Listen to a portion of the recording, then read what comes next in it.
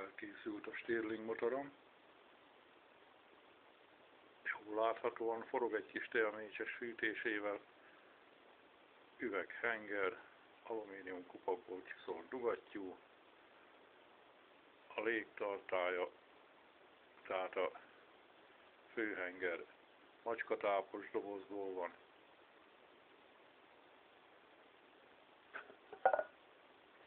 Előkészített másik szerkezetnek a fedele, a macskatápos doboz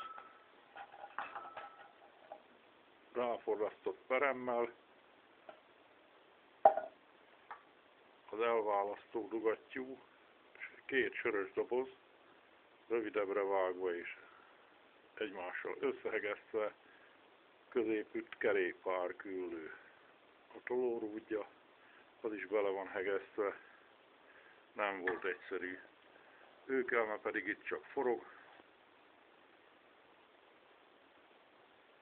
Ezen az oldalon a munkavégző dugattyú hajtókarja egy Winchester karjának csapágyazását forgatja.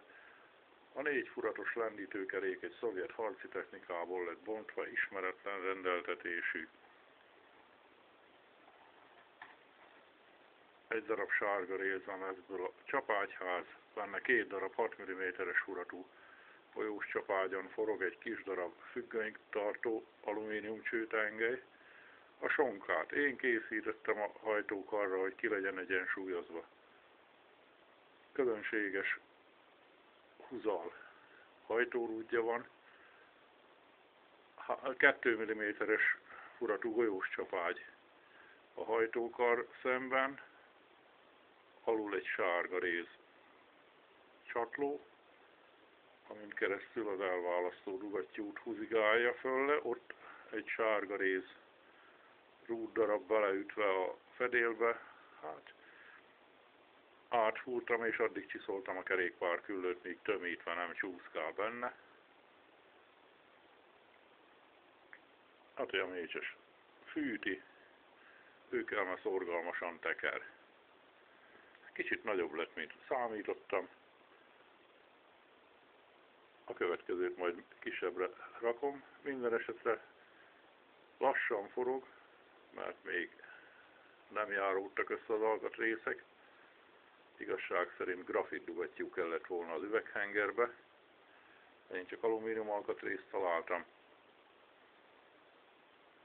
Steampunk stílusú, az valami olyasmit jelent, hogy a gőzgépekbe belebolondult emberek mániája.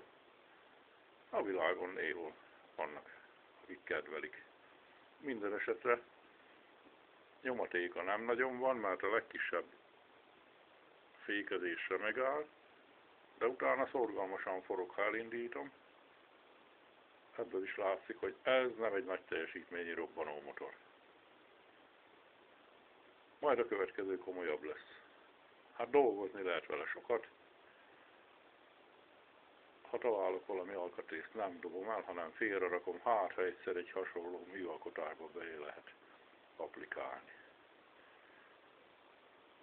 Tavaly karácsonyi szünetbe kezdtem el, félig eljutottam, egész évben nem csináltam rajta semmit, most fejeztem be, december 29-én. Tóth István, Tószeg.